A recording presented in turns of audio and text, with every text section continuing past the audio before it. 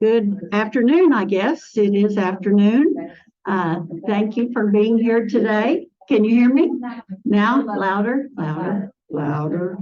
Okay, get my principal voice on. How's that? Okay, thank you all for being here today. This is next to the last in our book Sandwiched In series for fall. And we've had a great series. This book, well, I won't say any more than that, but I know we're all looking very much forward to it. So let me introduce, without any ado, our guest today is Morgan Allen White. Morgan is the Director of Development at the Oklahoma Center for Community and Justice. If you're like me, you see that OCCJ and maybe wonder what that acronym is for, Oklahoma Center for Community and Justice. She oversees their fundraising efforts and community engagement alongside a great team there. The organization is working to create a state that is inclusive, just, and hospitable for all. Morgan is a firm believer in the power of community, connection, collaboration, and above all, the power of young people to change the world. Morgan comes to OCCJ from Oklahomans for Equality, where she served as the director. She's also worked at Tulsa Public Schools and with City Year through AmeriCorps. For her work in the nonprofit field, Morgan was named one of Oklahoma's Next Gen Under 30. In 2017, she received the inaugural Dennis R. Neal Collegiate Leadership Award. Morgan was a member of the inaugural Lead Together class in 2019 Leadership Tulsa. She earned a Bachelor of Arts from William Jewell College in Music, Religion, and Culture, and Applied Thought and Inquiry. I know we are all eager to hear her review and comments about Mad Honey. Please join me in welcoming Morgan today.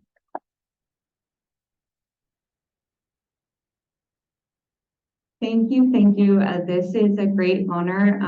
The middle school kid in me is like, I'm ready for my book report.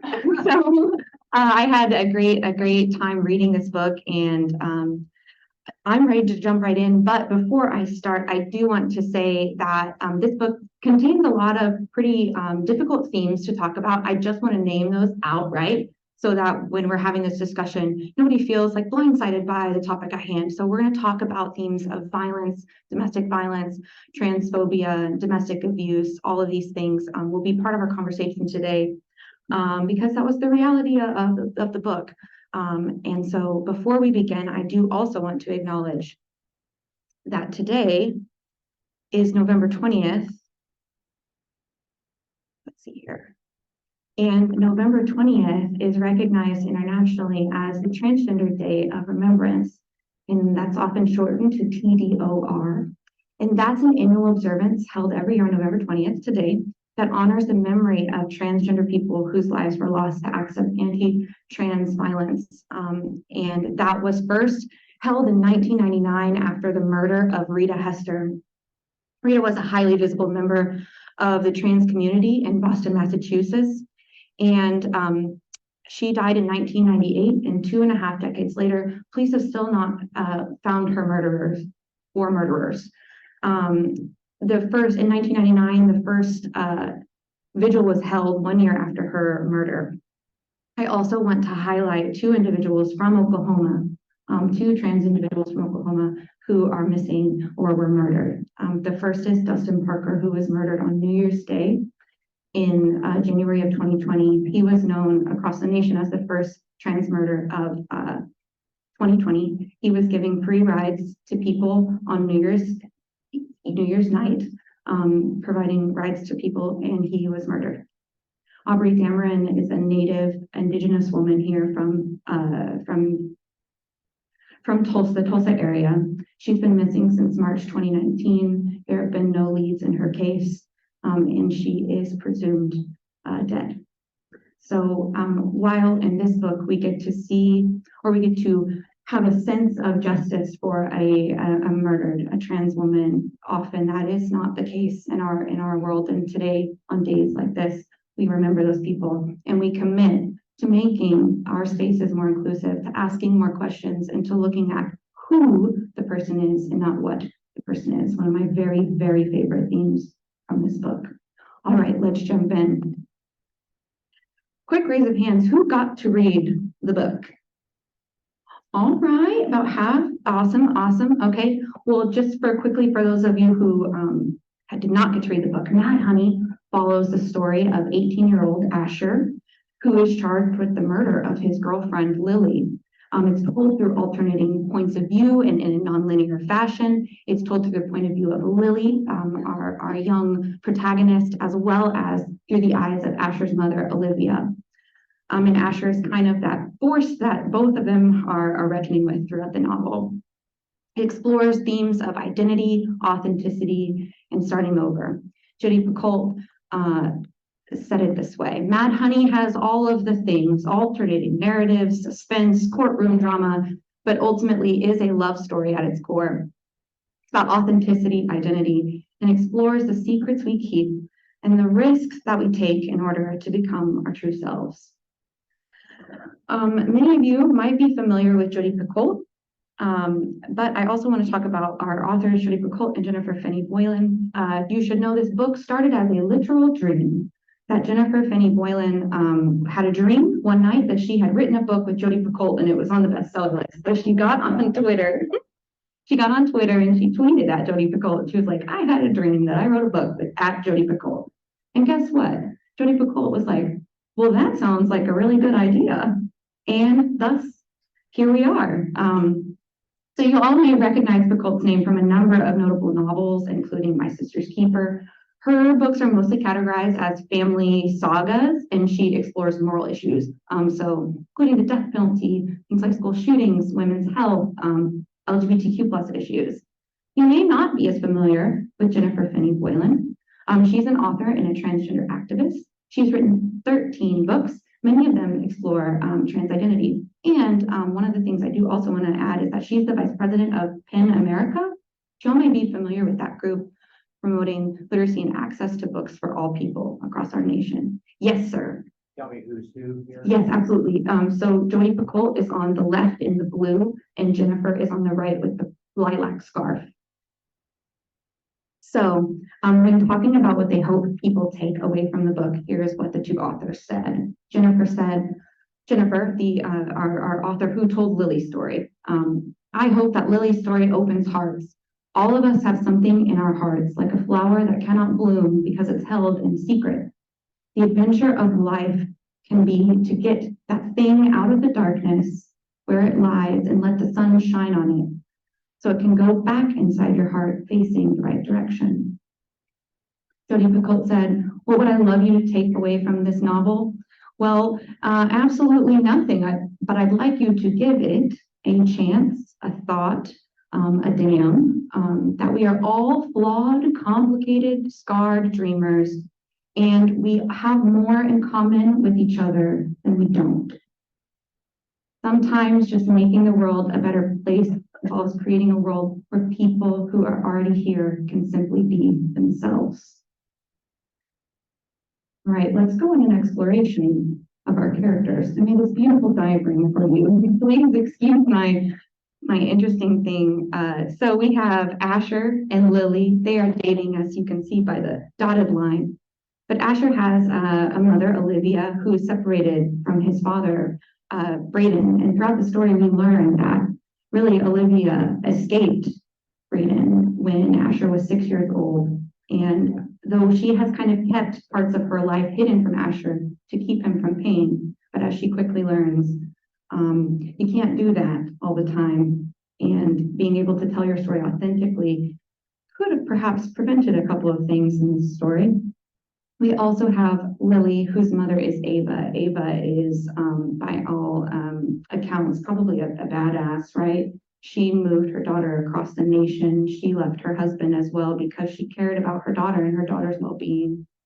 We also have Jordan and Selena. And I was talking to somebody earlier, you may not know this, but Jordan and Selena are actually recurring characters in Jodi Picoult's novel. They also show up in 19 Minutes and this one about a a suicide pact. I can't remember the title right now, but they're recurring characters, but they're also Olivia's brother and sister-in-law, and they come in as our legal counsel.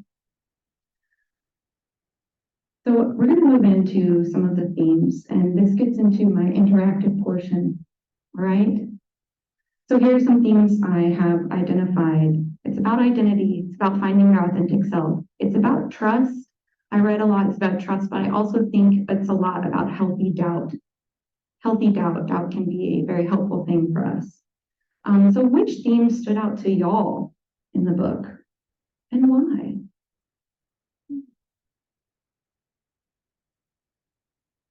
Yes. I would say identity was, you know, the thing that stood out, and one of the little anecdotes in the book was when Lily was going to the beach, and Lily was whatever, I can't remember what Lily's other name was. Yeah. But anyway, she was perceived as a boy at that time, and so she had on bathing trunks. And she wouldn't get out of the car because she didn't have a top on.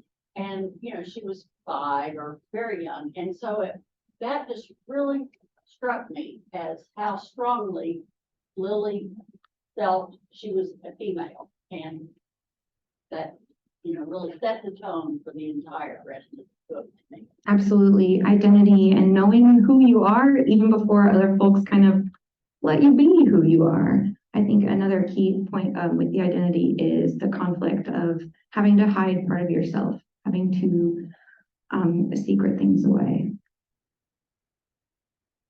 Other themes that stood out to folks? Yes. Vulnerability. Vulnerability, yes. And what particularly about the vulnerability? Do you have like a part of the book that? It's a lot through the whole book. Absolutely. I really think too, when Lily was trying to figure out how to tell Asher the truth, and how she was so concerned because the last time she had told a boyfriend what had happened, you know, the Valentine's Day event that happened in the book. So yeah, being able to be vulnerable and learning to trust again. There's one point in the book where somebody said like, the trust, I lost it. And they're like, well, you can always find it, right? And I thought that was really helpful too, right? It may be lost, but we'll find it, we'll find it. Okay. Any reflections in the chat? I just want to make sure. Okay, cool. Moving into some book discussion questions, okay? What surprised y'all about Mad Honey? Did you have any emotional reactions? What were they? Yes. It was so surprising.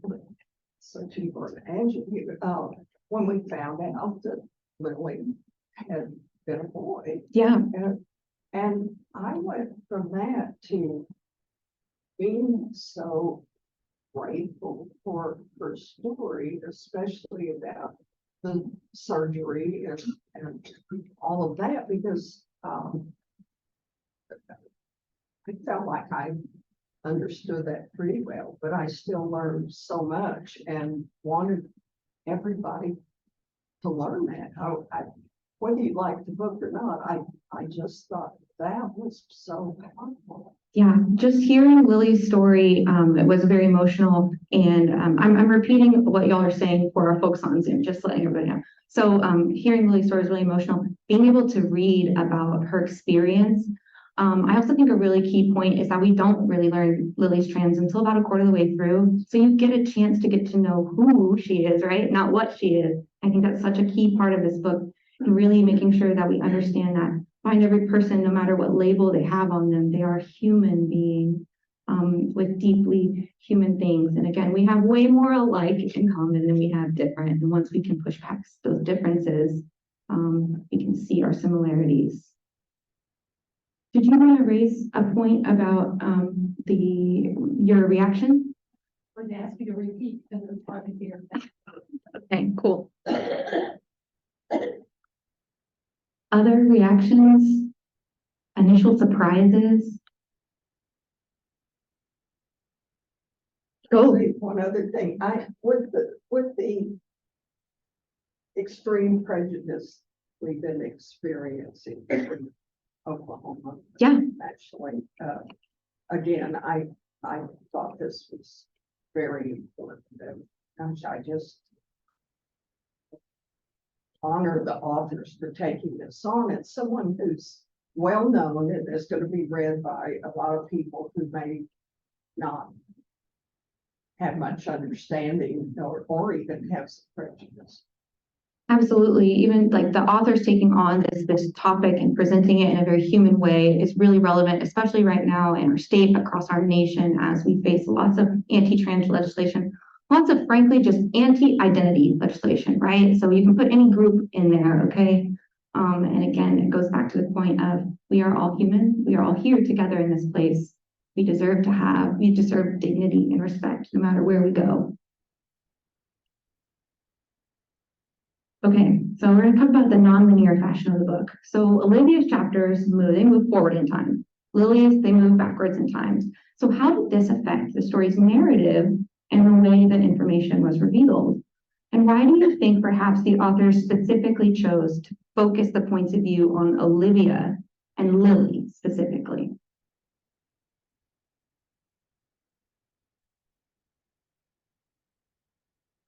Read the book, but you suppose it's because they're both identified as female? I do think that hearing it from two women's points of view and that are tied together by Asher, right? This kid, this teen, this boyfriend, this son, right? And they're both looking at him. And really the case is that the case revolves around Asher, but we don't always actually get a peek into Asher. I think that's part of the mystery of the book, kind of the suspense. But really hearing this maternal and a feminine perspective on the whole ordeal. Yes. Olivia has so many of her own problems, and she's never even thought about this. This was new to her, and I think that's maybe why Olivia was chosen. Yeah, we kind of learn about Lily's identity also through Olivia's eyes, which is really helpful, I think, as like a cisgender person, a person whose gender matches the gender that they're assigned at birth. It's really helpful. I want to go back to something that was said earlier. I'm so grateful for this book because I can learn things from it. Maybe I don't have to go ask, the local trans person in my life about this, right? I want to bring up a quote that a librarian from NSU told me, and I think about it, I carry my back pocket everywhere. And it's that books can be windows, doors, or windows, mirrors, or sliding glass doors. So they can offer you a peek into the world of someone else. They can be a mirror reflecting your experience, but they can also be a sliding glass door, kind of making you wonder, what if I made a different choice? Or what if I was born in a different time and this for me? I think it's really powerful, and I think this book does an incredible job of providing both windows and mirrors for readers. Yes. You said a word that means you identify with, what was that word? The word is cisgender, C-I-S. You may have seen this when people are talking about transgender people, but also cisgender people. That's just, again, it's just a label. Thinking about cisgender being when the doctor looked at you when you were born and they said, oh, it's a girl. You said when you came into consciousness, I agree, right? Or if you're trans, perhaps the doctor said you were born a girl. And then you got older and you didn't so much agree. I hope that makes sense. I hope that word is clarified. I'm definitely here to answer any questions you have as it does relate to identity in this book. Yes. I also want to bring up the fact that there's a lot of babies, I don't remember specifically, but there are a lot of babies that are born intersex. Mm-hmm. And when that happens, when there's ambiguity of genitalia, people of my generation, parents were asked to make a choice at birth whether to make that child a female or male. Mm-hmm. Now more and more it's way let the person decide his sex is based on genitalia, gender is based on what you choose. who you are, right? Who you are. She had mentioned our intersex population is about 1.7% of the world, which is actually more than there are redheads in the world. So again, just trying to open your mind to like, oh, there's a lot of people in this world that experience a lot of different ways of being, and it may not be visible, especially our intersex identity. And yes, back in the day, choices were often made for parents or by parents on their tiny human, their child. That now we are learning that perhaps the more correct way is to kind of wait till they are able to kind of make that choice on their own, or again live beyond the binary, as you all may have heard. It is also mentioned in this book, non-binary identity, not identifying one way or the other, thinking about gender as a spectrum rather than one or the other. Yes. And that term gender queer is by Non-binary too. Non-binary, gender queer, gender fluid. There's lots of different names for it. It's something we're kind of trying to, community, people are just trying to find the right word to describe how they feel inside. So there's lots of different words for it, but just thinking beyond the gender binary. Yes. I have a question. Since the chapters are about individual characters and their viewpoints, were they written, did Jodi write one and the other lady write one? Yes, that is exactly. So I did some reading about this as well. So Jodi Picoult wrote the sections that were from Olivia's point of view, and Jennifer Finney Boylan wrote the perspective of Lily. Which also is cool because I thought they did have two distinct voices, which I thought also made the story feel a little more real. Understanding, Oh, yes. I think that's really elevated by Jennifer writing. I liked this book more than most Jennifer.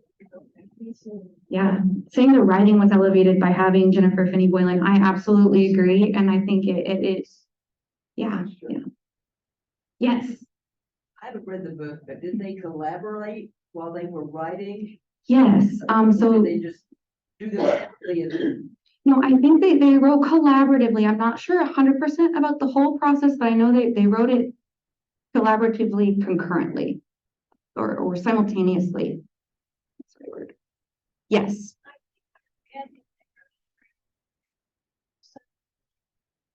That makes sense. Enter that virtual writer's room. Mhm. Okay, so in many ways, Asher and Lily are two sides of a similar coin, specifically regarding their relationship with their fathers. So how does Asher's relationship with Braden, or rather the lack thereof of that relationship, mirror Lily's relationship with her own father? And how does that contrast with the relationship they have with their mothers?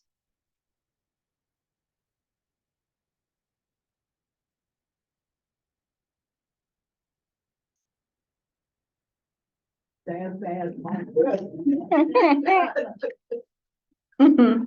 Yeah. Well, it seemed to me that, Asher had a regret or a longing for a relationship with his dad, and he projected that onto Lily. Yes. Which of course was a disaster and not at all appropriate.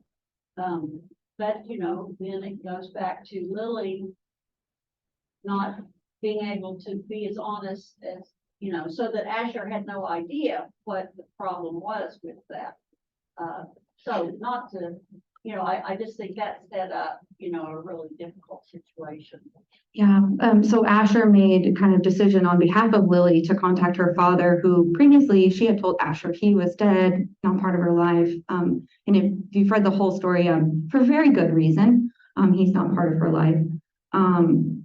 But that Asher made a choice for her, didn't consult her or considered what he wanted, which I think kind of comes back to an overarching theme of like, who are you, and how do you get to decide how to live your life versus what somebody else expects of you or predetermines to be your path.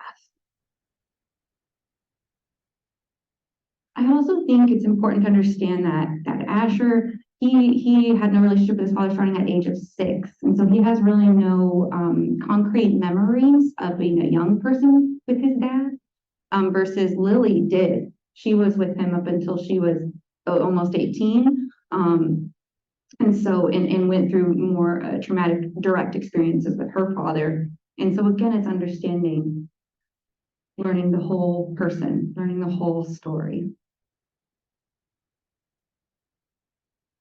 Okay, we're gonna go to the trial. We've already kind of talked about this a little, but as the trial is underway, we're about a quarter of the way through the book. A key fact was revealed by the prosecution, that Lily was trans. What were your thoughts as you read this? Were you surprised, or did you already know? Surprised, surprised for sure. It's really interesting. I went back and read it before, like up until the point where it was revealed again, to see if I could maybe pick up on some things. And there are just a couple of little clues in there of things that like feel very, for lack of a better word, feel very like a part of the trans experience.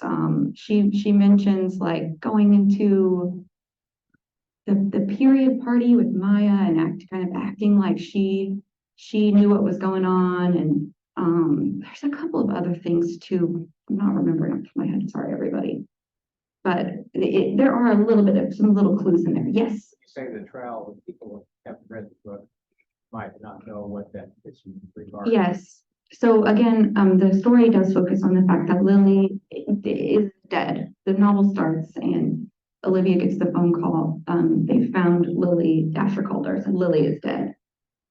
Yes, and so the trial happens because Asher was supposedly the last person to be seen with Lily, and he found her, and so he is charged with murder. And so much of the book is spent in the courtroom, talking about the case and what did or did not happen between Lily and Asher.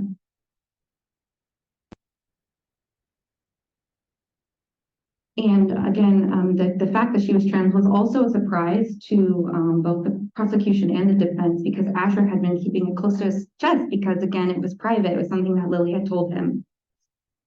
And becomes a major key part of the prosecution's defense to say that there was perhaps some sort of quote unquote trans panic. So I want to move on to the next one, which is right in the line of this. And we've kind of already talked about it a little bit, but for those who are not as perhaps familiar with the trans community, what did you learn from the novel? Or perhaps what questions what might you still have? I'm somewhat familiar, but I thought the surgery and the medical care was fascinating and powerful, and kind of bumped up against some of the maybe unknowing prejudice or the restrictions on medical transgender care that we're seeing. Absolutely. So just learning about the process of what it takes, like, and I thought it did a great job. I think it could have even gone a little further, especially when talking about young people, because Lily was 18 in the novel, and so the path looks different for all people depending on when you start your transition. And so going through that, one of the things that was mentioned in the book was WPATH, which is like the world, medical practitioners around the world who practice trans healthcare. And that is a great resource to learn more about what the process medically is of transitioning.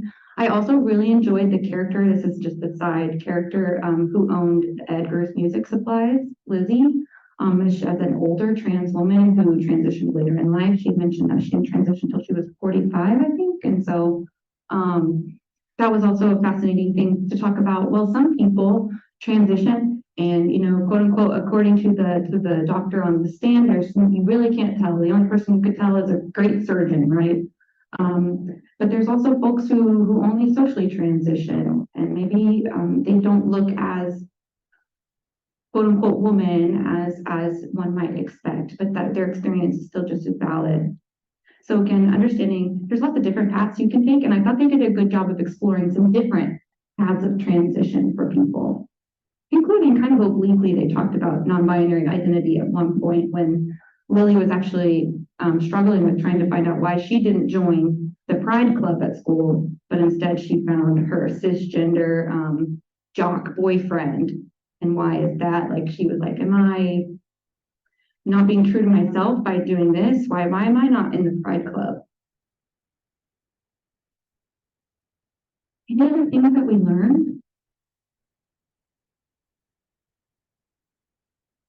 Well, one of the things that I wouldn't say I learned, but that I thought about, you know, what is the right way to share your identity? You know, how could Lily have, you know, or is it necessary? I don't know. I think that just, what's the right way? I guess that's individual. Yeah, the question was like, oh, Go ahead. the person was, what is the right way to talk about your trans identity or disclose that? And I think it's so important to remember that. And I'm gonna think about it through Lily's eyes and say that many times before, when she had confided in somebody that she thought would be an ally for her, they were not. I think specifically about this event that happened at her old school before she moved to the school with Asher. There was an event where she told one of her friends at school, a girlfriend at school, who then told her boyfriend. And then at the Valentine's Day dance, they gave her a sash that said, "You're prom king and queen." And then they tore her outfit up, like very much so, almost out of Carrie, you know, and assaulted her. And that's what she had done the last time she was open at school. So she comes to this new community, and how does she know that Maya won't care, or that Asher won't care? Or, you know, how does she know when that's her experience? And I think that goes back to general, like, there is a lot of fear. It is a scary existence to be out and open with your trans identity. But it is also very rewarding, because I want to also highlight the fact that Lily's whole personality changed when she was able to be her true self. She didn't want to die anymore when she was able to be her full self. Yes. We have to remember it somewhere you live, because Oklahoma is a very scary place for transgender people.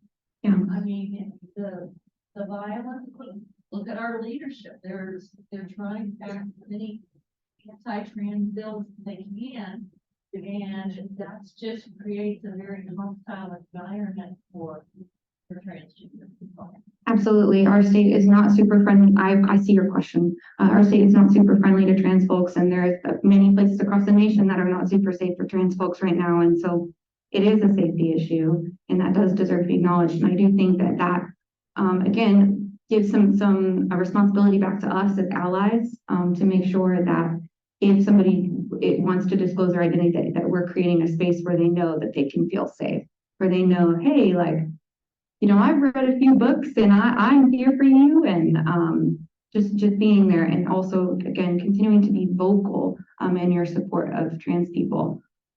Because okay, so as Lizzie said in the book, well, if you've met a trans person, well, then you've met one trans person, right? Okay. I also have something to tell. I also have something for y'all to know, and that is that you've met many trans people in your lives. I'm very sure of it. Just based on statistically, you've met trans people and you didn't know. Again, it goes back to we're all here. We're all part of Tulsa. We're all part of Oklahoma, and we deserve to see and respect each other in that way. We've already kind of talked about this a little bit. Again, this is my last question for today, but the author said that Jodi wrote most of Olivia's perspective and Jennifer, who's trans, wrote Lily's. So let's talk about the importance of representation in this story. And I also want to hear, what are your overall thoughts on the writing and the way it was told? Specifically, I'd like to hear if anybody had any reflections on the timeline in which it was told, the fact that it was told non-linearly.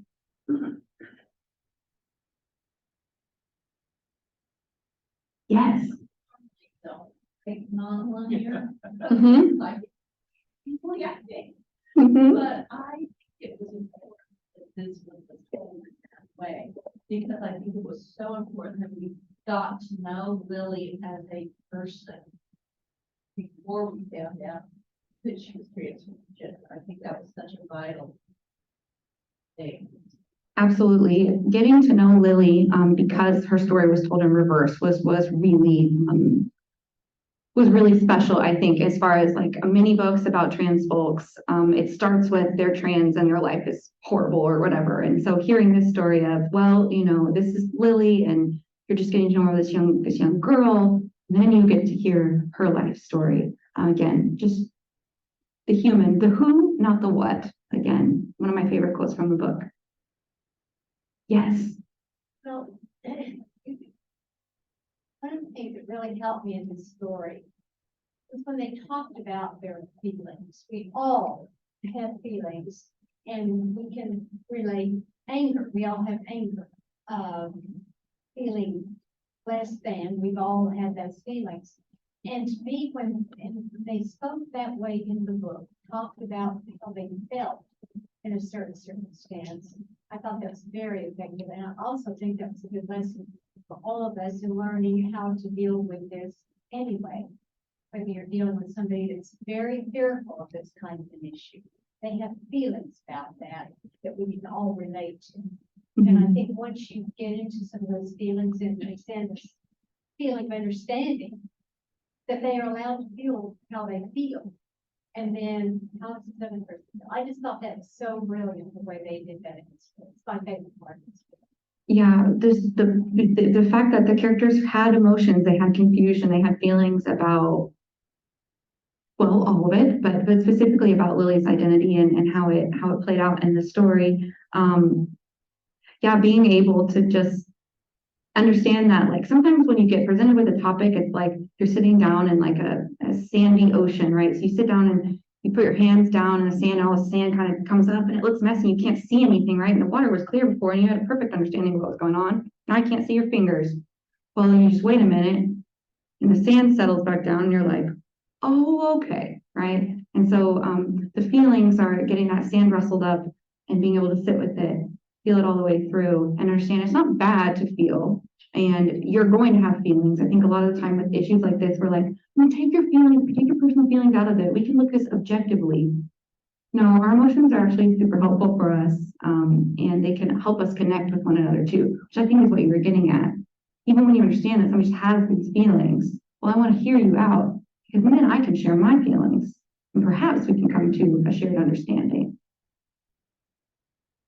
Yes. This is a book that you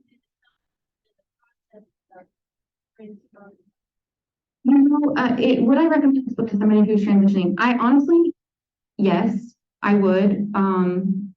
Because I think that specifically Jennifer Finney Boylan did an excellent job of like telling the story and telling multiple types of trans stories in this novel. Yes, I would also say I wish so desperately that Lily had a happy ending. I will say that. I'll say that point blank. I wish so desperately that Lily's story didn't end the way many trans folks' stories end. Because I think, again, going back to those windows, mirrors, and sliding glass doors, I do feel like our trans community deserves to see happy, thriving trans people who are just as human as Lily was presented in this book. But that's Morgan's personal opinion. That's a good question too. I'd have to think about it. in a novel. Yeah.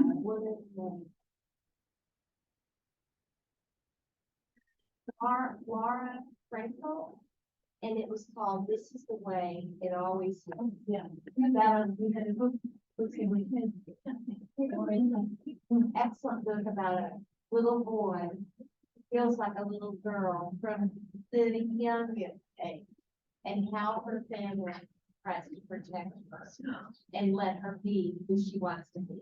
She wants to be a little girl, and so they try to help her be that in this descriptions of a community, and then they do move her to a different community and let her start in that community as a little girl. Yeah. So now when Can you repeat the title for me again so I can say it? that's my point. This is how it all is. Okay, the book recommendation for a book featuring a trans character, that maybe has a happier ending is, oh my gosh, come on, Morgan. This Is How It Always Ends. There we go, that's the title of the book. Yes, and book sandwiched in. Book sandwiched in, I've done it before, so maybe check out if there's previous recordings of that one too, maybe check it out. Another book, it's more of a heavy duty Mhm. text like, but is Far from the Tree by Andrew Solomon.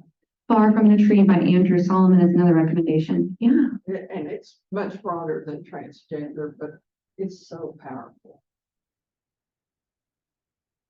Well, we've come to the end of our book chat. I want to again open the floor for any more questions. I know I've made this a very participatory book club. I hope you enjoyed that. I enjoyed hearing from y'all. I have a question back here. Yes. You said that, the author wrote about different kinds of transgender people. Did she ever talk about anyone that thought she was a girl that also was a lesbian girl? That's a good question. I don't know if Jennifer Finney Boylan has written about that explicitly. I don't know. The only person that I know Mm. that knew that they were going to get an operation.